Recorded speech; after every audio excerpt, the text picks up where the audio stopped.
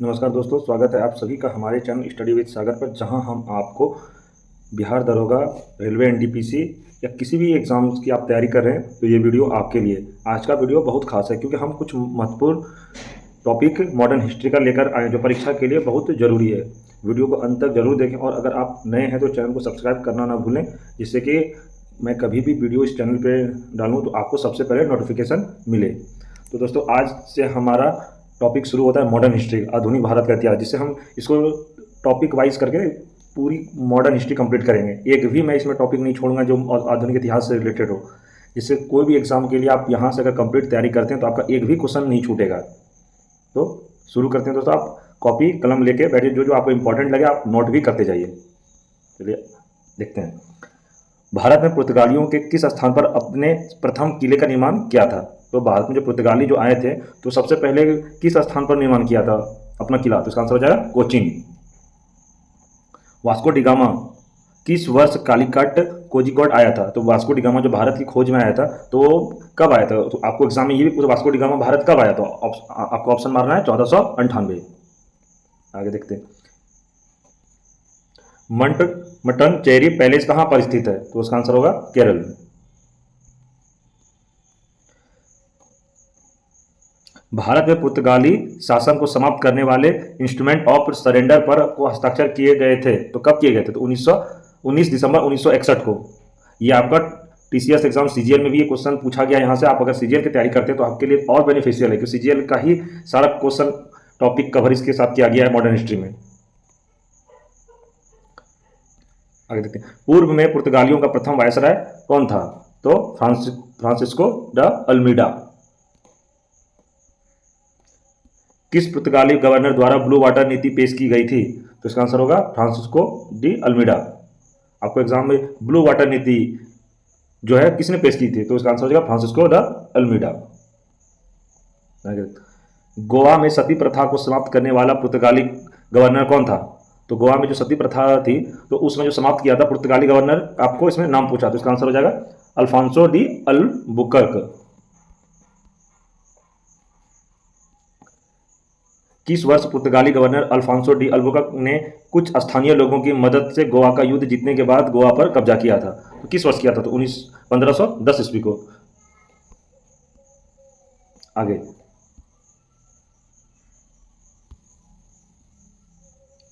9 number देखते हैं दोस्तों, भारत में पुर्तगाली संस्कृति के निशान कहाँ पाए जाते हैं। तो भारत में जो पुर्तगाली संस्कृति का जो निशान है तो उसका कहाँ पाया जाता है, गोवा। आगे देखते हैं, भारत की ओर समुद्री मार्ग की खोज करने वाला पहला देश कौन था। तो पुर्तगाल। दूसरा देखते हैं, भारत सबसे पहले आने वाले और अंत में जाने वाले यूरोपीय कौन थे। तो ये पुर्तगाली होगा।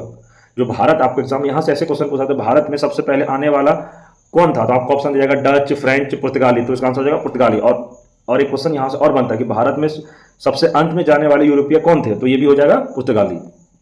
आगे देखते हैं, 17वीं शताब्दी के दौरान भारत के पश्चिमी तटीय क्षेत्र के अधिकतम व्यापार किनके नियंत्रण में था। तो इसका आंसर हो जाएगा पुर्तगाली। किसके नियंत्रण में था, 17वीं शताब्दी के दौरान जो भारत के पश्चिमी तटीय क्षेत्र में अधिकतम व्यापार करने में नियंत्रण किसका था, तो पुर्तगाली का था। आगे देखते हैं, विजयनगर के किस शासक ने पुर्तगालियों को अपने साम्राज्य में चर्च बनाने की अनुमति दी थी। विजयनगर के जो शासक ने पुर्तगालियों को अपने साम्राज्य में चर्च बनाने की अनुमति दी थी, किसको दिए थे, वेंकट द्वितीय। 14 नंबर देखते हैं, वह पहली वस्तु क्या थी जिसने यूरोपीय लोगों को भारतीय व्यापार के लिए प्रोत्साहित किया। तो क्या था, मसाले। जो यूरोपीय लोग जो आए थे तो यहाँ पर उन लोगों ने मसालों का ही सबसे पहले यहाँ व्यापार शुरू किया था। किस यूरोपीय देश ने केरल में सबसे पहले व्यापार केंद्र शुरू किया था। तो पुर्तगाली व्यापारी जो पुर्तगाल से आए थे उन्होंने ही शुरू किया था। आगे देखते हैं, गुजरात का शासक बहादुर शाह किसके साथ युद्ध में मारा गया था। तो पुर्तगालियों के साथ मारा गया था।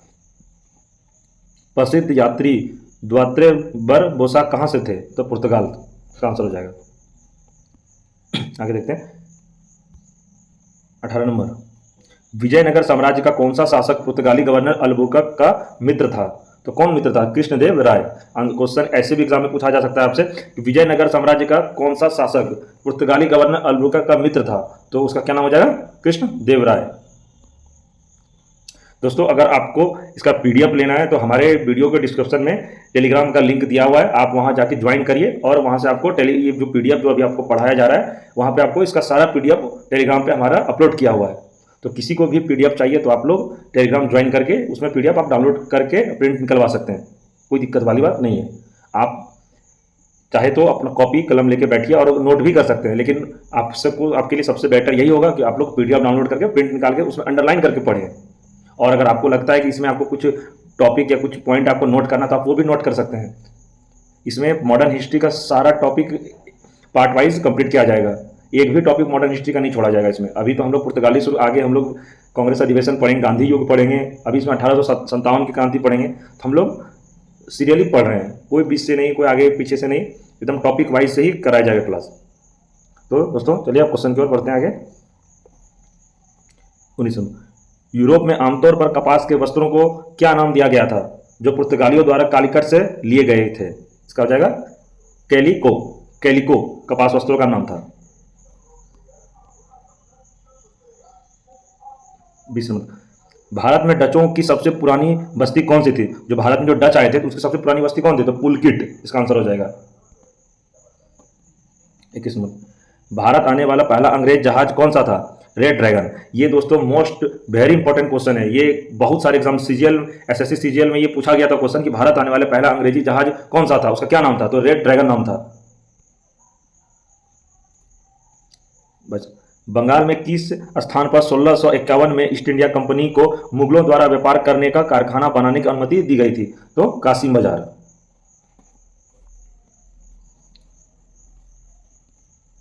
23 नंबर देखते हैं, ईस्ट इंडिया कंपनी की स्थापना किस वर्ष हुई थी? तो 1600 ईस्वी को।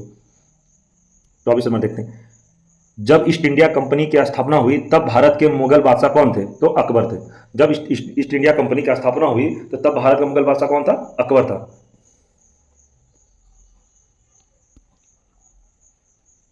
अंग्रेजी ईस्ट इंडिया कंपनी ने भारत में अपनी पहली उपस्थिति किस वर्ष दर्ज की थी? तो 1608 वर्ष को दर्ज की थी। ईस्ट इंडिया कंपनी सबसे पहले किस भारतीय शहर में उतरी थी? तो सूरत। क्वेश्चन एग्जाम यहां से ऐसे पूछा जाता है, ईस्ट इंडिया कंपनी सबसे पहले कारखाना कहां पे खोला गया था ईस्ट इंडिया कंपनी के द्वारा? तो हो जाएगा सूरत। किस समुद्री बंदरगाह में ईस्ट इंडिया कंपनी के उद्भव के बाद गिरावट आई? तो इसका आंसर हो जाएगा सूरत। अंग्रेजों ने भारत में अपना पहला कारखाना व्यापार केंद्र कहां स्थापित किया? वही दोस्तों मैं पीछे भी बता रहा था कि अंग्रेज जो सबसे पहला कारखाना केंद्र कहां स्थापित किया? सूरत। मैंने पिछले क्वेश्चन में भी अभी तुरंत बताया है। अंग्रेजों ने अपना व्यापारिक केंद्र क्रमशः डैश में स्थापित किया। तो कहां कहां अंग्रेजों ने अपना व्यापारिक केंद्र किया? तो पहला सूरत, दूसरा मद्रास, बॉम्बे, कोलकाता। इन 4 जगहों पर अंग्रेजों ने अपना व्यापारिक केंद्र स्थापित किया था। भारत में अंग्रेजी ईस्ट इंडिया कंपनी द्वारा बनाया गया पहला किला कौन सा था? तो कौन सा था? फोर्ट सेंट जॉर्ज, जो कि मद्रास में है। आपसे क्वेश्चन भी ऐसे पूछ सकते थे, भारत में अंग्रेजी ईस्ट इंडिया कंपनी द्वारा बनाया गया पहला किला कौन सा था? तो या फिर ये भी पूछा जा सकता है कि जो पहला किला कहां पर बनाया गया था? तो मद्रास। अगर उसका नाम पूछे कि वो किला का क्या नाम था तो Fort Saint George. Next, Calcutta में अंग्रेजों द्वारा निर्मित किले का क्या नाम है? तो कलकत्ता में जो अंग्रेजों द्वारा जो किला बनाया उसका क्या नाम दिया गया था? Port William. आगे देखते हैं, भारत के पूर्वी तट पर किस यूरोपीय उपनिवेशवादियों की बस्ती नहीं थी? तो किसके नहीं थी? ऑप्शन दिया गया फ्रांसीसी, पुर्तगाली, डच, डेनिश। तो इसका आंसर हो जाएगा डेनिश। आगे देखते हैं, फ्रांसीसी यात्री फ्रैंकोइस बर्नियर किस वर्ष भारत आया था? तो किस वर्ष भारत आया था? 1658 ईस्वी को। पांडिचेरी के फ्रांसीसी गवर्नर कौन थे जिन्होंने फ्रांसीसी कंपनी को एक शक्तिशाली कंपनी बनाने की कोशिश की? तो कौन? Joseph François duplex. भारत में फ्रांसीसी उपनिवेश की राजधानी क्या थी? पांडिचेरी। भारत में फ्रांसीसी उपनिवेश की राजधानी कहां थी? तो पांडिचेरी में। निम्नलिखित में से कौन सा स्थान फ्रांसीसी समझौतों में शामिल नहीं था? पहला ऑप्शन आपका हो जाएगा पांडिचेरी, गोवा, माहे, क्राइताली। तो इसका आंसर हो जाएगा गोवा, जो शामिल नहीं था।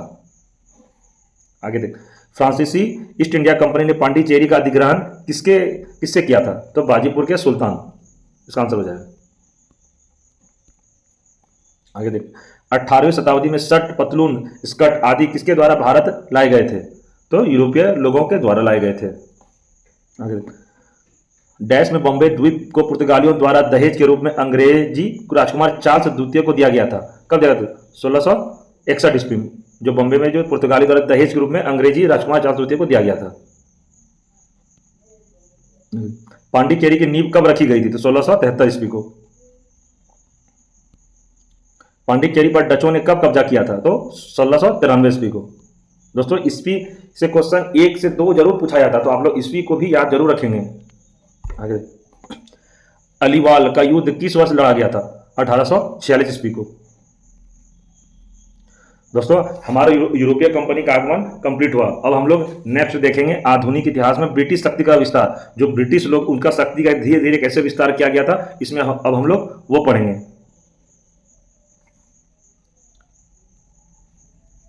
कौन सी लड़ाई भारत में एंग्लो फ्रांसीसी प्रतिद्वंदित्व में निर्णायक साबित हुआ?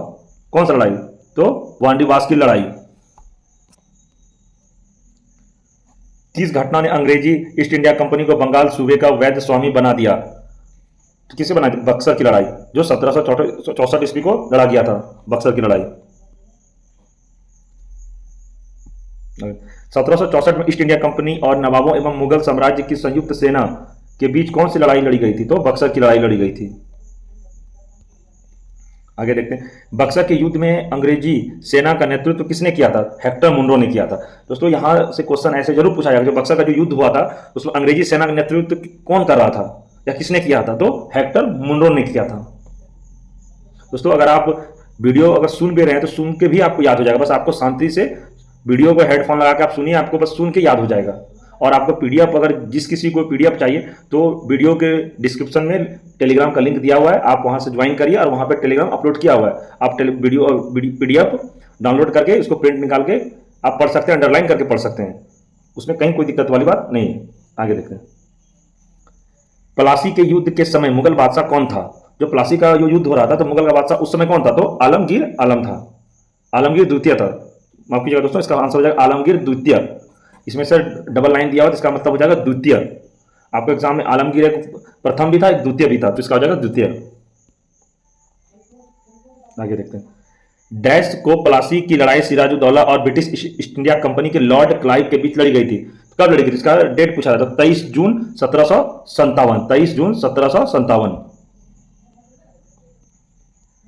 आगे देख, अंग्रेजों ने भारत में किस युद्ध के बाद राजनीतिक सत्ता हासिल की? जो अंग्रेज है जो भारत में किस युद्ध के बाद राजनीतिक सत्ता हासिल की? तो प्लासी का युद्ध।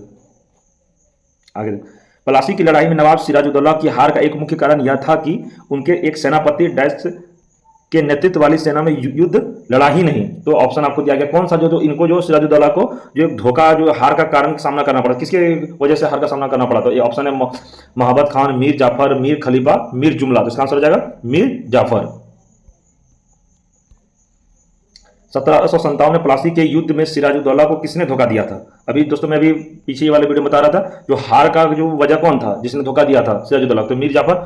तो यहाँ पे वही क्वेश्चन पूछा जा रहा है, 1757 में प्लासी के युद्ध में सिराजुद्दौला को किसने धोखा दिया? तो मीर जाफर ने दिया था, मीर जाफर ने दिया था। दोस्तों ये क्वेश्चन वेरी इंपॉर्टेंट है, आप ये क्वेश्चन को जरूर नोट कर लेंगे। यहां से क्वेश्चन 1 से 2 क्वेश्चन जरूर बनता है। आगे देखते हैं, प्लासी में हार के बाद सिराजुद्दौला की हत्या कर दी गई, डैश को नवाब बनाया गया। जो हत्या कर दी गई उसके बाद नवाब किसका? मीर जाफर। मुर्शिद कुली खान, अलीवर्दी खान और सिराजुद्दौला सभी डैश के नवाब थे। तो किसके नवाब थे? बंगाल के नवाब थे। इसका आंसर हो जाएगा। आगे, शुजाउद्दौला और शाह आलम ने रॉबर्ट क्लाइव के साथ इलाहाबाद में कब संधि की? तो इसका आंसर हो जाएगा 1765 को संधि की थी। 1764 के प्रसिद्ध रोहिल्ला युद्ध में रोहिल्लाओं को पराजित करने वाले अवध के नवाब का क्या नाम था? जो उसको रोहिल्लाओं को जो पराजित किया था उसका अवध का नवाब का क्या नाम था? तो शुजाउद्दौला, शुजाउद्दौला।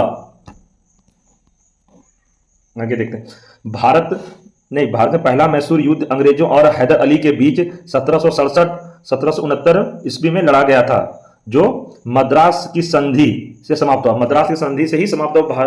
पहला मैसूर युद्ध जो अंग्रेज और हैदर के बीच जो लड़ा गया था, तो मद्रास की संधि के बाद ही ये युद्ध समाप्त हुआ था। क्वेश्चन ऐसे ही पूछा जा सकता है कि मैसूर युद्ध, जो युद्ध अंग्रेजी और हैदर अली के बीच जो कब लड़ा गया था, तो 1767 से 1769 के बीच लड़ा गया था। तो उस बीच में कौन सा संधि हुआ था? तो आपको ऑप्शन दिया जाएगा, तो आपको वहां पे मारना है मद्रास की संधि के बाद ही युद्ध ये समाप्त हुआ था। आगे देखते हैं, मैसूर साम्राज्य और ब्रिटिश ईस्ट इंडिया कंपनी के बीच द्वितीय एंग्लो मैसूर युद्ध कब लड़ा गया था?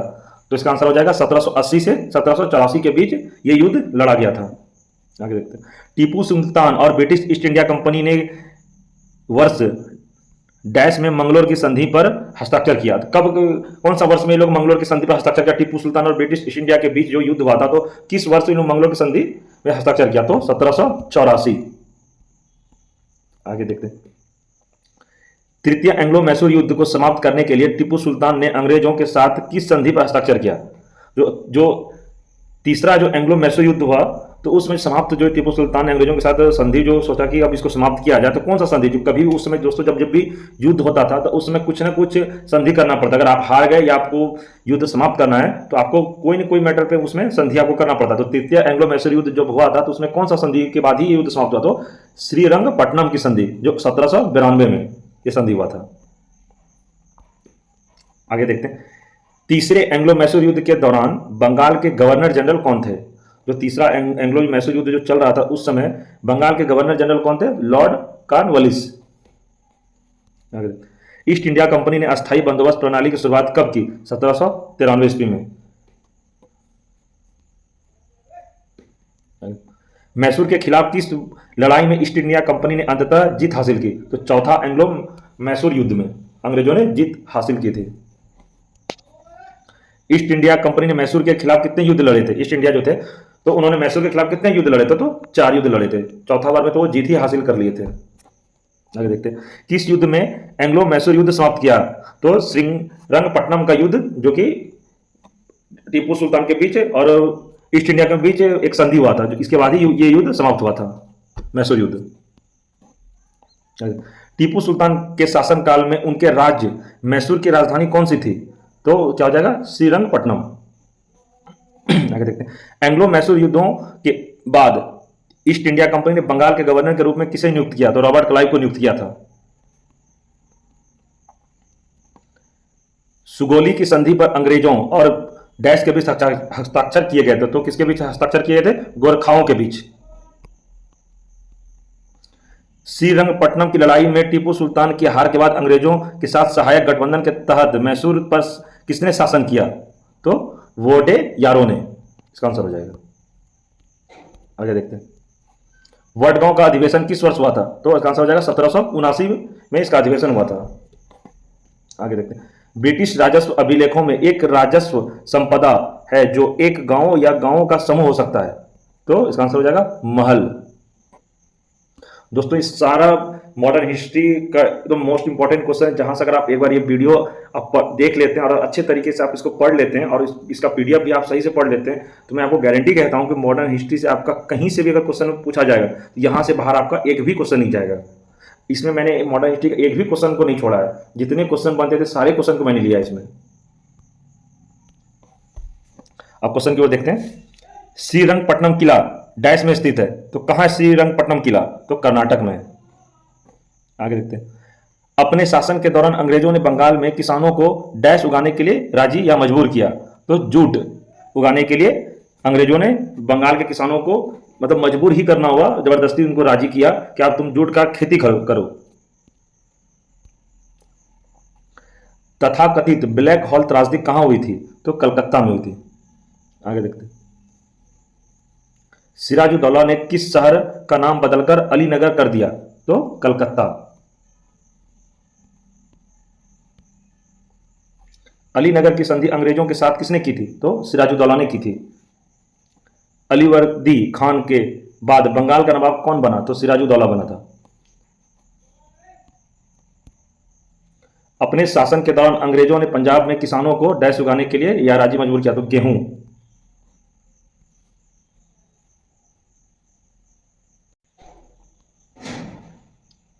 आगे देखते हैं, प्रथम एंग्लो वर्मा युद्ध पर हस्ताक्षर के साथ समाप्त हुआ। तो क्या हस्ताक्षर के समाप्त हुआ? तो यांडबो की संधि के बाद ही ये समाप्त हुआ था युद्ध। टीपू सुल्तान के पिता का क्या नाम था या कौन थे? ऐसे भी एग्जाम में क्वेश्चन पूछा जा सकता है, तो उसका आंसर हो जाएगा हैदर अली।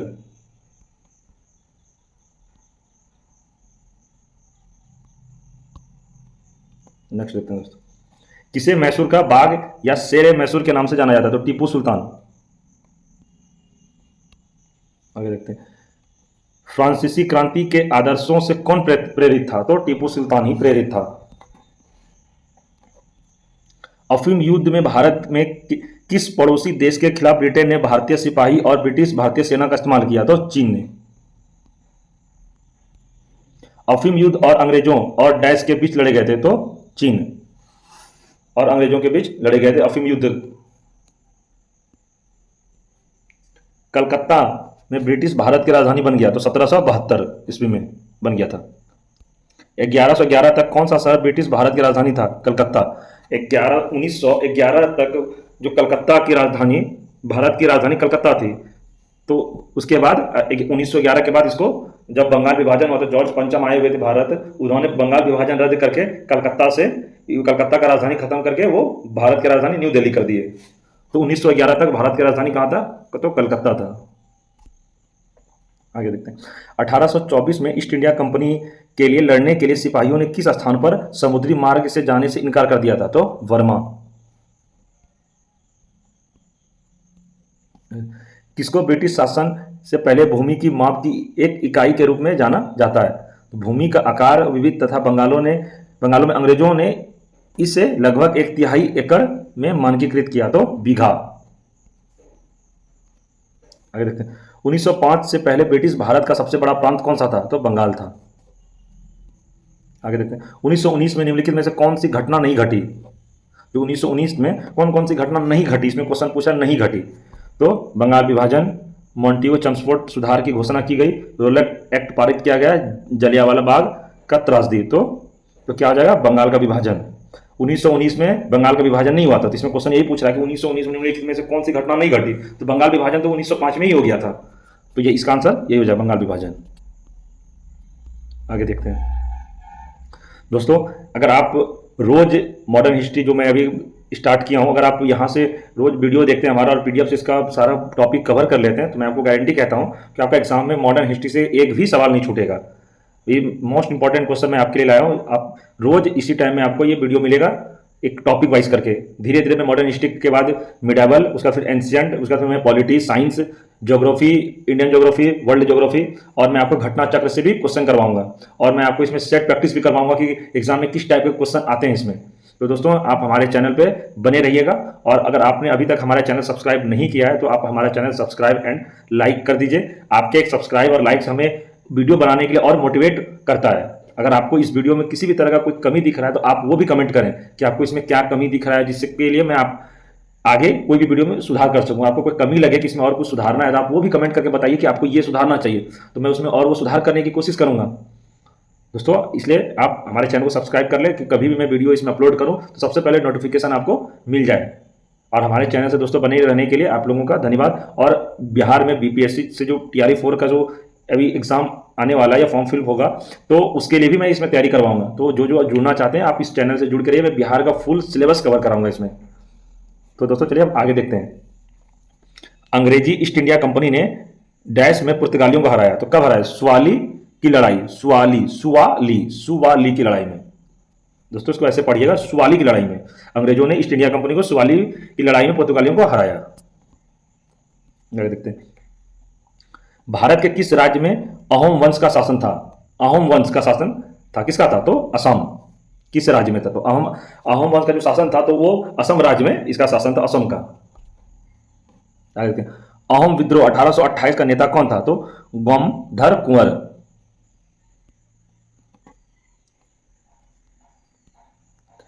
तलातल घर भारत के किस राज्य में स्थित एक ऐतिहासिक स्मारक है? तो असम। आजादी से पहले किस भारतीय क्षेत्र को पहले काला पानी के नाम से जाना जाता था? तो अंडमान निकोबार द्वीप समूह को काला पानी के नाम से जाना जाता था। आगे देखते हैं, भारत में ब्रिटिश शासन के दौरान गौमस्त डैश था, तो इसका आंसर हो जाएगा बुनकरों की निगरानी, आपूर्ति एकत्र करने और कपड़ों की गुणवत्ता की जांच करने के लिए एक वेतनभोगी नौकर। आगे देखते हैं। अंग्रेजों ने भारत पर लगभग 200 वर्ष शासन किया। कितना वर्ष किया? 200 वर्ष शासन किया। एग्जाम में क्वेश्चन पूछा जा सकता है, तो अंग्रेजों ने भारत पर कितने साल तक शासन किया? तो 200। आगे देखते हैं। टीपू के अंतर्गत भू राजस्व डैश एकत्र किया जाता था। तो मुख्य रूप से टीपू द्वारा नियुक्त सरकारी अधिकारियों द्वारा। आगे देखते हैं। 1856 में जब डलहौजी ने अवध पर कब्जा किया तब नवाब कौन था उस समय? तो इसका आंसर हो जाएगा वाजिद अली शाह। अवध के अंतिम नवाब थे ये वाजिद अली शाह। लॉर्ड डलहौजी ने भारत में ब्रिटिश साम्राज्य के लिए अवध पर कब्जा कैसे कर लिया? तो कुप्रशासन के आरोप लगाकर, जो ये लॉर्ड डलहौजी था, तो ये कुप्रशासन के आरोप लगाकर ये ब्रिटिश साम्राज्य के लिए अवध पर कब्जा कर लिया। देखते हैं। वर्ष में मराठों के आत्मसमर्पण के बाद तीसरे एंग्लो मराठा युद्ध का अंत हुआ और मराठा साम्राज्य का अस्तित्व समाप्त हो गया। तो कब हुआ? वर्ष 1818 ईस्वी में। तीसरे एंग्लो मराठा युद्ध के बाद पेशवा को पेंशन के साथ कहां भेजा गया था? तो बिठूर भेजा गया था। आगे देखते हैं। हैदराबाद के अंतिम निजाम कौन था? तो मीर उस्मान अली खान। कौन था? मीर उस्मान अली खान। हैदराबाद के अंतिम निजाम थे मीर उस्मान अली खान थे। भारत के उत्तर पूर्वी भाग में त्रिपुरा की पूर्व रियासत पर किसका शासन था? वंश का, किस वंश का शासन था? तो मणिकय का शासन था। भारत के उत्तर पूर्वी भाग में त्रिपुरा के पूर्व रियासत में मणिकय का वंश का शासन था। देखते हैं। श्रीरंगपट्टनम की संधि के अनुसार किस क्षेत्र को अंग्रेजों को सौंप दिया गया था? तो मालाबार। आगे, वर्ष डैश में एंग्लो सिख युद्ध में सिखों को हराने के बाद अंग्रेजों ने पंजाब पर कब्जा कर दिया। तो कब किया था? तो 1849 को। आगे देखते हैं। तात्या टोपे की हत्या किस वर्ष हुई थी? तो 1859 ईस्वी को तात्या टोपे की हत्या कर दी गई थी। धोखे से हत्या की गई थी। मराठा साम्राज्य और अंग्रेजी ईस्ट इंडिया कंपनी ने प्रतिनिधियों के किस वर्ष सालबाई के संधि पर हस्ताक्षर किया? तो 1782 ईस्वी में मराठा साम्राज्य और ईस्ट इंडिया कंपनी के जो प्रतिनिधियों के किस वर्ष सालबाई संधि हस्ताक्षर हुआ? तो 1782 में हस्ताक्षर हुआ था। व्यपगत की नीति, इसका इंग्लिश हो जाएगा डॉक्ट्रिन ऑफ लैप्स, सबसे पहले किस रियासत पर लागू किया गया था? तो सतारा पर लागू किया था 1848 में। आगे देखते हैं। सारागढ़ी का युद्ध किस वर्ष लड़ा गया था? तो 1857 ईस्वी को लड़ा गया था। अपने शासन के दौरान अंग्रेजों ने असम में खेती करने वालों को डैश उगाने के लिए राजी या मजबूर किया? तो चाय के लिए मजबूर, आप या राजी बोल सकते हैं, तो मजबूर किया था। तो किसके लिए राजी किया था? तो चाय के लिए। आगे देखते हैं। जब अंग्रेजों ने कित्तूर राज्य पर कब्जा करने की कोशिश की तब किसने हथियार उठाया और ब्रिटिश विरोधी आंदोलन का नेतृत्व किया? तो इसका आंसर हो जाएगा रानी चन्नम्मा। आगे देखते हैं। वाडियार वंश का शासन किस स्थान पर था? मैसूर। दोस्तों ये मोस्ट इंपॉर्टेंट क्वेश्चन है, जो एसएससी सीजीएल में यहां से काफी क्वेश्चन पूछा गया है। 1858 में झांसी के किले की घेराबंदी किसने की? Sir Hugh Rose. जो 1858 में झांसी के किले की जो घेराबंदी किया था लास्ट टाइम में, तो सर ह्यूरोज नाम का एक ब्रिटिश अंग्रेज ऑफिसर था, जो उन्होंने ही इसको चारों तरफ से घेराबंदी कर लिया था। आगे देखते हैं। अधिमिलन पत्र पर हस्ताक्षर करने वाला पहला व्यक्ति कौन था? तो त्रावणकोर के दीवान। आगे देखते हैं। सूरत की संधि पर अंग्रेजों और डैश के भी हस्ताक्षर किए गए थे? तो रघुनाथ राव के हस्ताक्षर किए गए थे। वर्तमान कोलकाता का गठन 1690 में 3 गांवों कालीकट, गोविंदपुर और डैश के सम्मेलन द्वारा किया गया। तो सुतानुती के सम्मेलन में किया गया था। दोस्तों अब हम लोग यहां तक कंप्लीट कर लिए। यूरोपीय कंपनी का आगमन हम लोग पढ़ लिए। दोस्तों आप हमारे चैनल पर अगर नए हैं तो चैनल को सब्सक्राइब करें। और हम लोग यूरोपीय कंपनी का आगमन पढ़ लिए। आधुनिक इतिहास में दूसरा टॉपिक हम लोग पढ़े ब्रिटिश शक्ति का विस्तार, की कैसे कैसे ब्रिटिश ईस्ट इंडिया कंपनी ने हमारे भारत में अपना शक्ति का धीरे धीरे विस्तार किया था। तो यहाँ तक हम लोग का कंप्लीट हो गया। और आगे नेक्स्ट टॉपिक हम लोग जब पढ़ेंगे तो अब आगे वाली वीडियो में पढ़ेंगे, जो कंटिन्यू में सीरियली टॉपिक वाइज कराता रहूँ। आज हम लोगों ने 2 टॉपिक कंप्लीट किया, यूरोपीय कंपनी का आगमन और ये दूसरा ब्रिटिश शक्ति का विस्तार। पहला हम लोगों ने पढ़ा आधुनिक इतिहास में, पहला टॉपिक पढ़ा यूरोपीय लोगों का आगमन। तो दोस्तों अब यहाँ हम लोग एक क्लास को एंड करते हैं। और मैं एक बार फिर से कह रहा हूँ, अगर आप लोग चैनल पे नए हैं तो सब्सक्राइब करें और लाइक का बटन जरूर दबा दें। आपके एक लाइक और सब्सक्राइब से हमें मोटिवेशन मिलता है वीडियो बनाने के लिए। और अगर दोस्तों आपको किसी भी तरह का इसमें गलती आपको नज़र आ रहा है या आपको लगता है कि इसमें और सुधार हो सके, तो आप दोस्तों ये कमेंट करके भी हमें आप बता सकते हैं कि आपको ये सुधार करना है। तो नेक्स्ट वीडियो में जब करूँ उसमें मैं सुधार करके ही इसको वीडियो अपलोड करूँगा।